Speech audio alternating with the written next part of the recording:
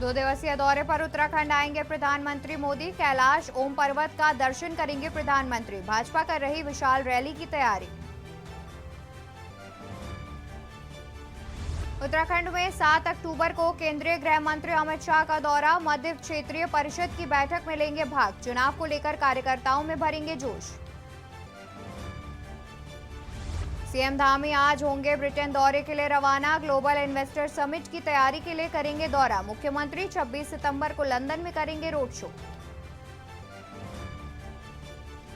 उत्तराखंड में global investors summit पर बोले सीएम धामी। कहा समिट से 2.5 लाख करोड़ का निवेश का लक्ष्य। निवेश बढ़ाने के साथ ही युवाओं को रोजगार देने का भी दावा।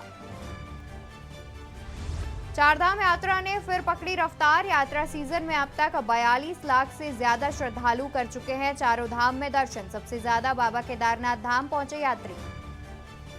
प्रदेश में बदला मौसम का मिजाज। मौसम विभाग ने प्रदेश के 7 जिलों में बारिश का येलो अलर्ट किया जारी। देहरादून समेत अन्य जिलों में झमाझम बारिश शुरू।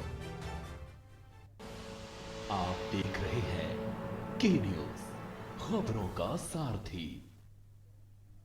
नमस्कार, मैं हूं आपके साथ अवंतिका अवस्थी। बात करेंगे उत्तराखंड खबरों की और शुरुआत करेंगे राजधानी देहरादून से, जहां सीएम धामी आज होंगे ब्रिटेन दौरे के लिए रवाना। आपको बता दें कि मुख्यमंत्री पुष्कर सिंह धामी आज ब्रिटेन दौरे के लिए रवाना होंगे। ग्लोबल इन्वेस्टर समिट की तैयारी के लिए करेंगे दौरा। वहीं करीब 25 से 28 सितंबर तक सीएम ब्रिटेन दौरे पर रहेंगे। मुख्यमंत्री 26 सितंबर को लंदन में करेंगे रोड शो। 25 से 28 सितंबर तक सीएम रहेंगे ब्रिटेन दौरे पर। मुख्यमंत्री 26 सितंबर को लंदन में एक रोड शो भी करेंगे। रोड शो के जरिए निवेशकों को राज्य में करेंगे आमंत्रित। देहरादून में दिसंबर में होगा ग्लोबल इन्वेस्टर समिट। बता दें कि मुख्यमंत्री पुष्कर सिंह धामी आज ब्रिटेन के लिए रवाना हो जाएंगे। ग्लोबल इन्वेस्टर समिट की तैयारी के लिए मुख्यमंत्री ये दौरा करेंगे। ये दौरा 25 से लेकर 28 सितंबर तक रहेगा। बता दें कि 25 से लेकर 28 सितंबर तक मुख्यमंत्री ब्रिटेन के दौरे पर रहेंगे। वहीं जानकारी के अनुसार 26 सितंबर को लंदन में एक रोड शो भी करेंगे मुख्यमंत्री। रोड शो के जरिए इन्वेस्टर्स को लुभाने की कोशिश करेंगे। रोड शो के जरिए इन्वेस्टर्स को लुभाने की कोशिश करेंगे। आपको बता दें कि दिसंबर में ग्लोबल इन्वेस्टर समिट होगा उत्तराखंड में। रोड शो के जरिए निवेशकों को राज्य में आने का प्रस्ताव देंगे। सीएम धामी आज ब्रिटेन दौरे के लिए रवाना हो जाएंगे। बता दें कि ग्लोबल इन्वेस्टर समिट के तैयारी के लिए यह दौरा करेंगे मुख्यमंत्री। वहीं ये दौरा 25 से 28 सितंबर तक रहेगा। 25 सितंबर से 28 सितंबर तक मुख्यमंत्री ब्रिटेन के दौरे पर रहेंगे। वहीं मुख्यमंत्री 26 सितंबर को लंदन में एक रोड शो भी करेंगे। रोड शो के जरिए निवेशकों को इन्वेस्ट करने के लिए लुभाएंगे। आपको बता दें कि रोड शो के जरिए इन्वेस्टर्स को लुभाने की कोशिश भी करेंगे मुख्यमंत्री। 26 सितंबर को लंदन में मुख्यमंत्री एक रोड शो करेंगे। रोड शो के जरिए निवेशकों को राज्य में आमंत्रित करने का प्रस्ताव भी रखेंगे। वहीं आपको बता दें कि ग्लोबल इन्वेस्टर समिट दिसंबर में होनी है। देहरादून में ग्लोबल इन्वेस्टर समिट दिसंबर में होगी, जिसके लिए सीएम धामी ने अभी से ही तैयारियां शुरू कर दी हैं। ग्लोबल इन्वेस्टर समिट को लेकर के सीएम धामी आज ब्रिटेन दौरे पर रहेंगे। आज ब्रिटेन के लिए रवाना हो जाएंगे। वहीं 25 से 28 सितंबर तक ब्रिटेन दौरे पर रहेंगे सीएम धामी। इसके अलावा 26 सितंबर को लंदन में एक रोड शो भी करेंगे। इस रोड शो के जरिए सीएम इन्वेस्टर्स को लुभाने की कोशिश करेंगे, राज्य में आमंत्रित करेंगे। इस रोड शो के जरिए जानकारी के अनुसार देहरादून में दिसंबर में ग्लोबल इन्वेस्टर समिट का आयोजन किया गया है, जिसको लेकर अभी से ही मुख्यमंत्री पुष्कर सिंह धामी ने तैयारियां करना शुरू कर दी हैं।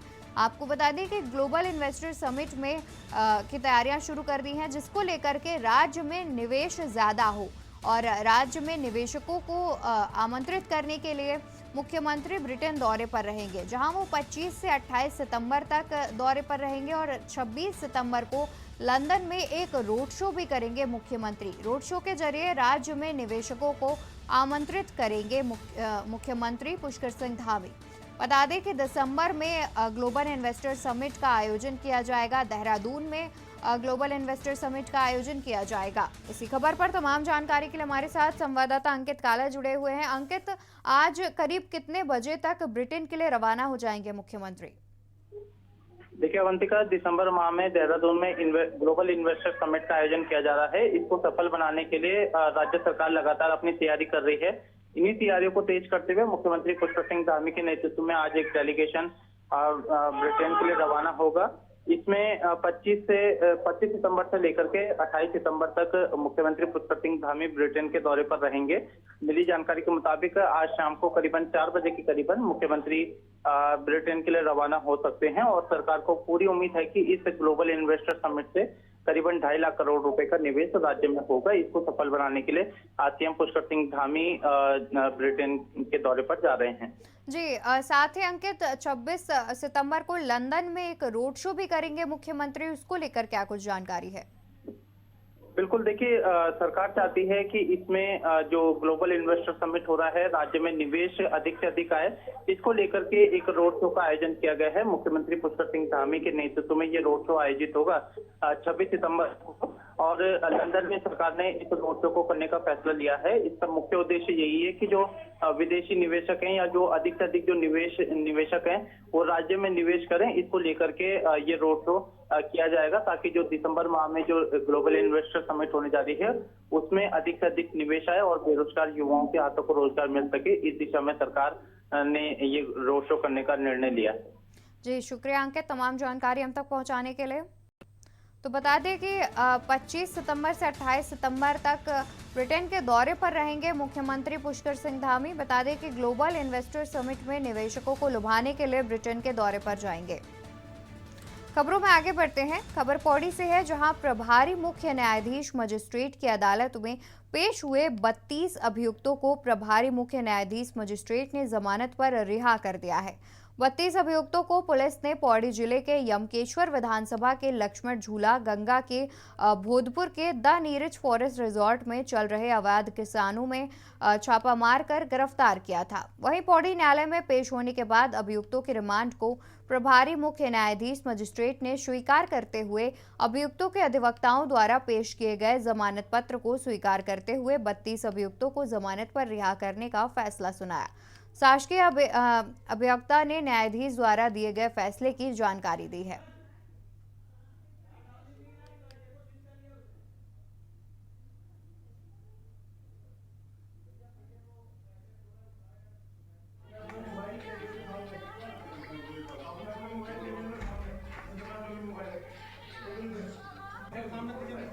थाना लक्ष्मण झूला में धारा 29/23, धारा 4/5 जुआ अधिनियम में 32 अभियुक्तों को माननीय न्यायालय के समक्ष पेश किया गया और माननीय न्यायालय द्वारा उनकी रिमांड को स्वीकार किया गया। तत्पश्चात अभियुक्त गणों के अधिवक्ताओं द्वारा माननीय न्यायालय में जमानत प्रार्थना पत्र पेश किया गया और माननीय न्यायालय द्वारा जमानत पत्र को स्वीकार किया गया। खबर बागेश्वर से है, जहां गणेश महोत्सव आयोजन समिति ने बागनाथ मंदिर परिसर में सांस्कृतिक संध्या का आयोजन किया, जिसमें बड़ी संख्या में मौजूद दर्शकों ने सांस्कृतिक कार्यक्रमों का आनंद उठाया। गायत्री विद्या मंदिर के बच्चों ने विघ्नहर्ता श्री गणेश पर आधारित कार्यक्रम प्रस्तुत किए। आयोजक समिति ने प्रतिभाग कर रहे बच्चों को पुरस्कृत भी किया। गणेश महोत्सव आयोजन समिति के अध्यक्ष हरीश सोनी ने बताया कि विशाल भंडारे के साथ गणेश महोत्सव का समापन किया जाएगा। वहीं सोमवार को नगर में भव्य शोभा यात्रा निकालकर सरयू नदी में मूर्ति विसर्जन किया जाएगा।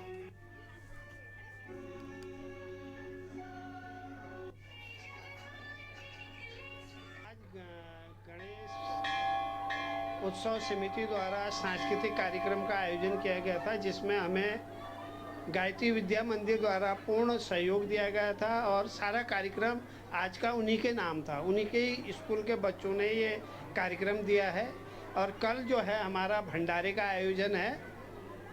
भव्य भंडारा है कि मेरे क्षेत्रवासियों से अनुरोध है कि भंडारे में ज़्यादा से ज़्यादा संख्या में पहुंचकर गणपति जी का प्रसाद ग्रहण करें। और परसों को हमारा जो है विसर्जन होगा, नगर में भ्रमण के बाद विसर्जन किया जाएगा। खबर सितारगंज से है, जहां उधम सिंह नगर के सितारगंज में लखीमपुर खीरी से देहरादून जा रही प्राइवेट बस अनियंत्रित होकर पलट गई। हादसे में 22 यात्री घायल हो गए हैं। घायलों को पुलिस ने एम्बुलेंस की मदद से सरकारी अस्पताल पहुंचाया, जहां से 3 को हायर सेंटर रेफर कर दिया गया है। दरअसल बस अनियंत्रित होकर डिवाइडर से टकराकर पलट गई थी। इससे बस में सवार करीब 35 यात्रियों में चीख पुकार मच गई। हादसे के बाद सितारगंज पुलिस के अलावा कई थानों के पुलिस मौके पर पहुंची और घायलों को सामुदायिक स्वास्थ्य केंद्र पहुंचाया।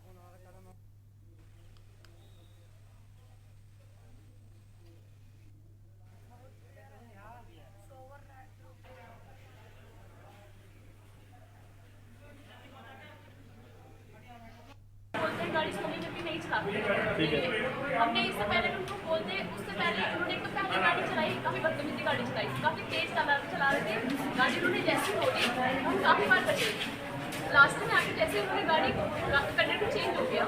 एक था उसने पहले दवाई वगैरह कुछ पी, उसके बाद वो चला के दूसरे कंडक्टर वहाँ बैठा, उसने चलाई गाड़ी, काफी तेज गाड़ी लेके आया, उसने एकदम से गाड़ी हुई, सीधा गाड़ी पलट गई।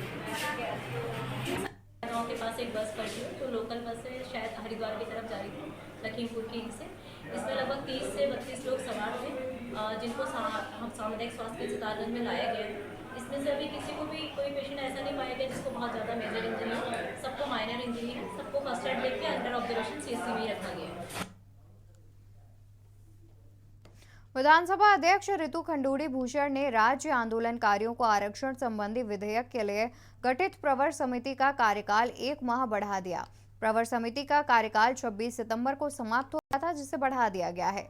आपको बता दें कि विधानसभा के मॉनसून सत्र में सरकार ने राज्य निर्माण आंदोलनकारियों को सरकारी नौकरियों में आरक्षण देने के लिए विधेयक पेश किया था, लेकिन इस विधेयक को प्रवर समिति को सौंप दिया गया था। विधानसभा अध्यक्ष रितु खंडूड़ी ने इसके लिए संसदीय कार्य मंत्री प्रेमचंद अग्रवाल की अध्यक्षता में प्रवर समिति का गठन किया था। इस समिति को 15 दिन में विधेयक पर अपने सुझाव देने को कहा गया था, लेकिन प्रवर समिति की अभी भी एक बैठक न हो पाई है। इसे देखते हुए संसदीय कार्य मंत्री प्रेमचंद अग्रवाल ने विधानसभा अध्यक्ष से समिति का कार्यकाल 1 महीना बढ़ाने का अनुरोध किया था।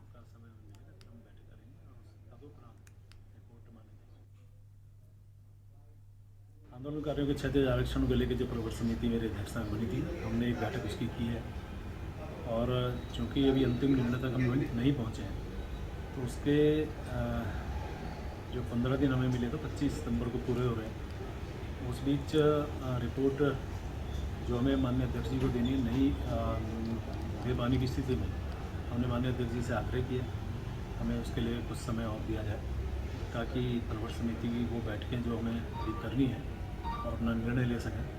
तो माननीय अध्यक्ष जी को हमने आग्रह किया, जैसे उनका समय हमें मिलेगा फिर हम बैठक करेंगे और उस तदुपरांत रिपोर्ट माननीय अध्यक्ष जी को प्रेषित करेंगे।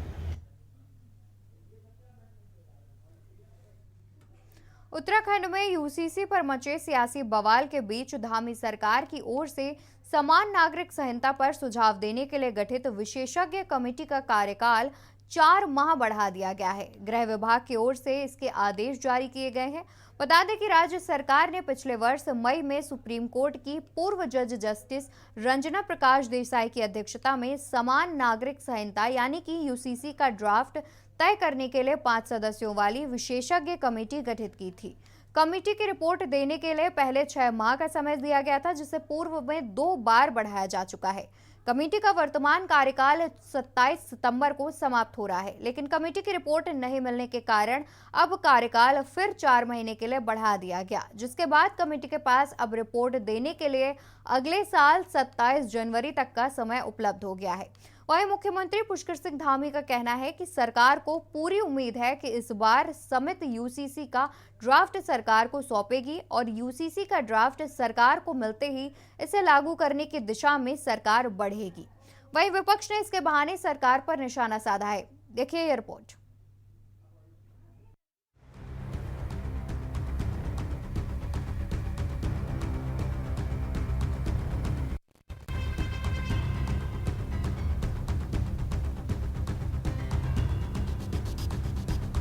उत्तराखंड में यूसीसी पर मचे सियासी बवाल के बीच धामी सरकार की ओर से समान नागरिक संहिता पर सुझाव देने के लिए गठित विशेषज्ञ कमेटी का कार्यकाल 4 माह बढ़ा गया है।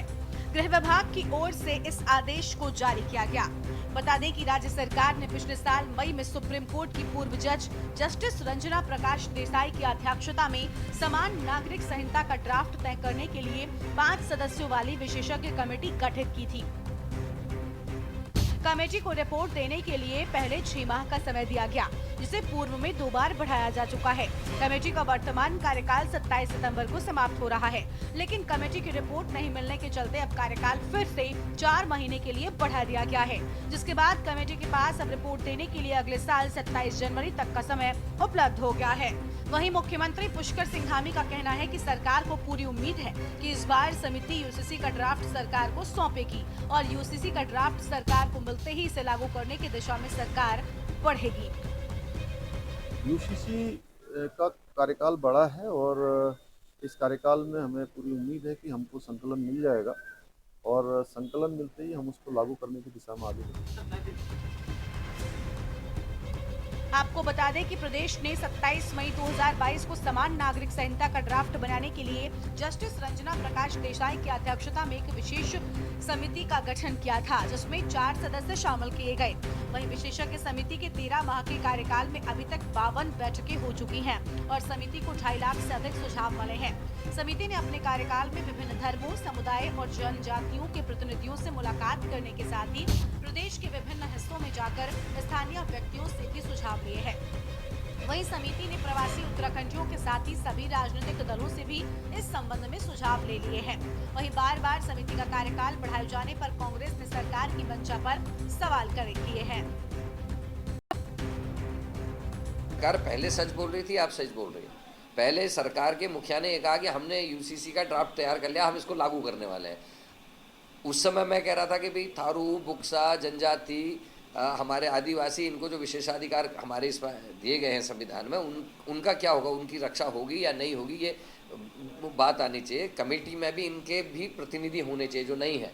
तो ये सब बातें उठाई। उस समय सरकार एक सिरे से डिनाई कर रही थी, हमने कर दिया करे। अब ये 4 महीने का कार्यकाल जो बढ़ाया गया है, इससे ये समझ में नहीं आ रहा कि सरकार पहले सच बोल रही थी या आज सच बोल रही है या आने वाले समय में सच बोलेगी। मुझे लगता है कि केवल लोकसभा चुनाव के लिए एक शगुफा मात्र है। इस तरह के शगुफे, इस तरह के कारनामे भारतीय जनता पार्टी की सरकार करती रही हैं और 2017 में ही, 17-18 में ही पहले भी इन्होंने विधि आयोग का गठन किया था केंद्र सरकार ने। तो उन्होंने कहा कि इसकी यूसीसी की आवश्यकता ही नहीं है, ये वैधानिकता ही नहीं है, इसका कोई औचित्य नहीं है। उन्होंने इसके गठन पर ही सवाल खड़े किए और 75-70 पन्नों का एक दस्तावेज रिपोर्ट केंद्र सरकार को सौंपी। सरकार ने उसको नकार दिया और नए सिरे से 2023 में फिर इन्होंने एक विधि आयोग का गठन किया। कुल मिलाकर उत्तराखंड में यूसीसी पर मचा सियासी बवाल थमने का नाम नहीं ले रहा है। सरकार का कहना है कि अब तक लिखित में ड्राफ्ट सरकार को नहीं मिला है, जिसके चलते समिति का कार्यकाल एक बार फिर से बढ़ाया गया है। सवाल ये है कि आखिर क्यों लिखित ड्राफ्ट देने में समिति को इतना समय लग रहा है? क्या सरकार जानबूझकर चुनाव तक इस मुद्दे को ले जाना चाहती है? Uttarakhand desk report.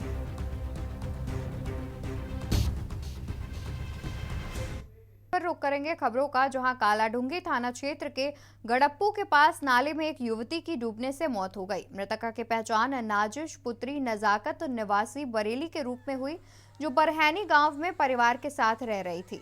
मृतका परिजनों के साथ गड़प्पू के जंगल में लकड़ी बिनने गई थी। लकड़ी बिनने के दौरान पैर फिसलने से वो नाले में जा गिरी। सूचना पर पहुंची पुलिस ने कड़ी मशक्कत के बाद युवती के शव को बाहर निकाला।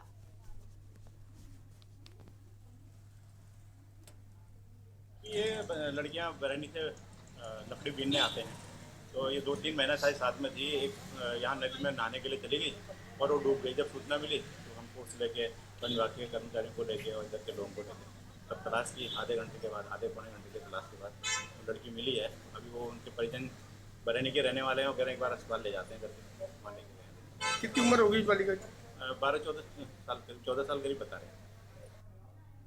खबरों में मेरे साथ फिलहाल इतना ही। आप देखते रहिए के न्यूज़ इंडिया।